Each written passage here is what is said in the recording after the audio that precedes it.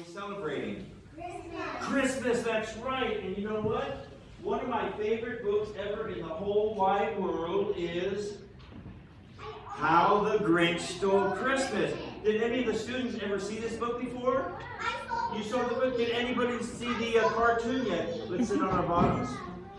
Did anybody ever see the movie? Yes. Does anybody own the 2-pack DVD Blu-ray Director's Cut?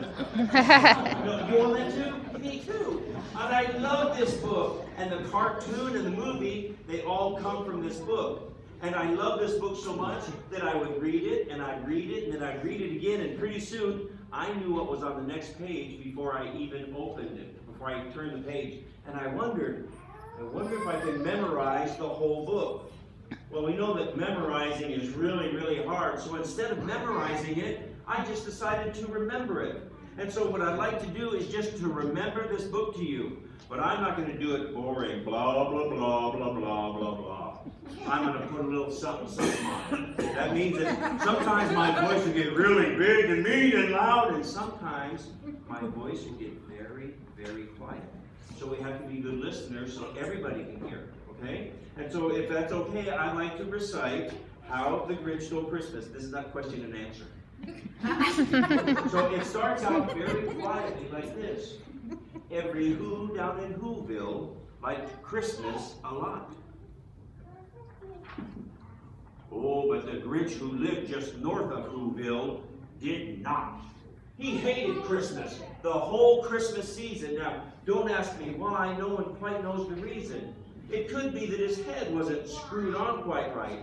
It could be perhaps that his shoes were too tight. But I think the most likely reason of all may have been that his heart was 2 sizes too small.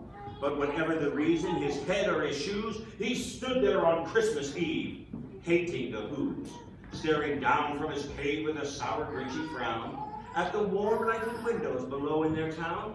For he knew every Who down in Whoville beneath was busy now hanging a mistletoe wreath.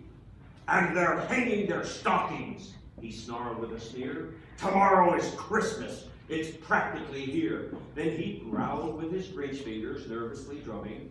I must find a way to keep Christmas from coming. For tomorrow, he knew, all the Who girls and boys would wake up bright and early, and they'd rush for their toys, and then, oh the noise, oh the noise, oh the noise, noise, noise, noise. That's the one thing he hated, was the noise, noise, noise, noise. Then the Who's youngest home would sit down to a feast. And they'd feast, and they'd feast, and they'd feast, feast, feast, feast. They would start on Who pudding and rare Who roast beast, which was something the Grinch couldn't stand in the least. And then they'd do something he liked least of all. Every Who down in Whoville, the tall and the small, would stand close together with Christmas bells ringing. They'd stand hand in hand, and the Who's would start singing. And they'd sing, and they'd sing, and they'd sing, sing, sing, sing.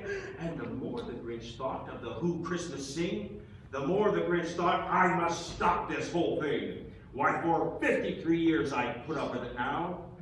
I must stop this Christmas from coming. But how? Then he got an idea. An awful idea. The Grinch got a wonderful, awful idea. I know just what to do, the Grinch laughed in his throat, and he made a quick Santa Claus hat and a coat. Then he chuckled and clucked, what a great Grinchy trick! With this hat and this coat, I'll look just like St. Nick. All I need is a reindeer. And the Grinch looked around, but since reindeers are scarce, there was none to be found. Did that stop the old Grinch? No, the Grinch simply said, if I can't find a reindeer, I'll make one instead. So he called his dog Max, and he took some red thread, and he tied a big horn on the top of his head. Then he loaded some bags and some old empty sacks on a ramshackle sleigh, and he hitched up old Max. Then the Grinch said, giddy up!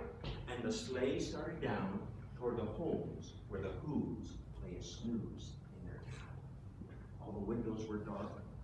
Quiet snow filled the air. All the Who's were all dreaming, sweet dreams without care. When he came to the first house in the square, "This is stop number one," the Grinchy Claus hissed, and he climbed to the roof, empty bags in his fist. He slid down the chimney, a rather tight pinch, but if Santa could do it, why then so could the Grinch. He got stuck only once for a moment or two, then he stuck his head out of the fireplace flue, where all the little Who stockings all hung in a row. "These stockings," he said, "are the first thing to go." Then he slithered and slunk with a smile most unpleasant around the whole room, and he took every present.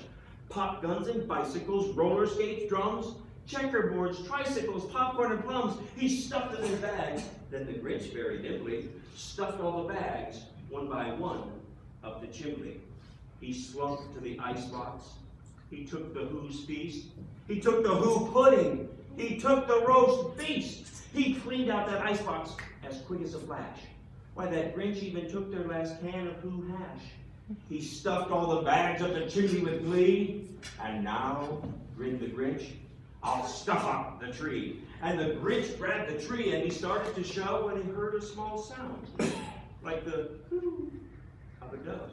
Then he turned around fast and he saw a small Who, little Cindy Lou Who was not more than 2. The Grinch had been caught by this little Who daughter, who got out of bed for a cup of cold water. And she stared at the Grinch and said, "Santa Claus, why? Why are you taking our Christmas tree? Why?" But you know that old Grinch, he was so smart and so slick, why, he thought of a lie, and he thought it up quick. "Why, my sweet little tot," the fake Santa Claus lied, "there's a light on this tree that won't light on one side, so I'm taking it to my workshop, my dear. I'll fix it up there, then I'll bring it back here." And his fib fooled the child. Then he patted her head. Then he got her a drink and he sent her to bed. And when Cindy Lou Who went to bed with her cup, he went to the chimney and stuffed the tree up. The last thing he took was the log for their fire. Then he went up the chimney himself. The old liar. On their walls he left nothing but some hooks and some wire. And the one speck of food that he left in the house was a crumb that was even too small for a mouse. Then he did the same thing to the other Who's houses, leaving crumbs much too small for the other Who's mouses. It was 15:15 dawn, all the Who's still abed, all the Who's still a snooze when he packed up the sled. He packed it with their presents, the ribbons, the wrappings, the tags, and the tinsel, the trimmings, the trappings, and the 3,000 feet up the side of Mount Crumpet. He rode to the tip top to dump it. A pooh-hoo to the Who's, he was graciously humming. "They're finding out now that no Christmas is coming. They're just waking up. I know just what they'll do. Their mouths will hang open a minute or two. Then all the Who's down in Whoville will all cry, 'Boo-hoo!' That's a noise," grinned the Grinch, "that I simply must hear." So he paused, and the Grinch put his hand to his ear. And he did hear a sound rising over the snow. It started in low, then it started to grow. But this sound wasn't sad. Why, the sound sounded merry. But it couldn't be so, but it was merry. Very. He stared down at Whoville. The Grinch popped his eyes, then he shook. What he saw was a shocking surprise. Every Who down in Whoville, the tall and the small, was singing without any presents at all. He hadn't stopped Christmas from coming. It came. Somehow or other, it came just the same, and the Grinch, with his Grinch feet ice cold in the snow, stood puzzling and puzzling. How could it be so? It came without ribbons. It came without tags. It came without packages, boxes, and bags. And he puzzled for 3 hours, till his puzzler was sore. Then the Grinch thought of something he hadn't before. Maybe Christmas, he thought, doesn't come from a store. Maybe Christmas perhaps means a little bit more. And what happened then?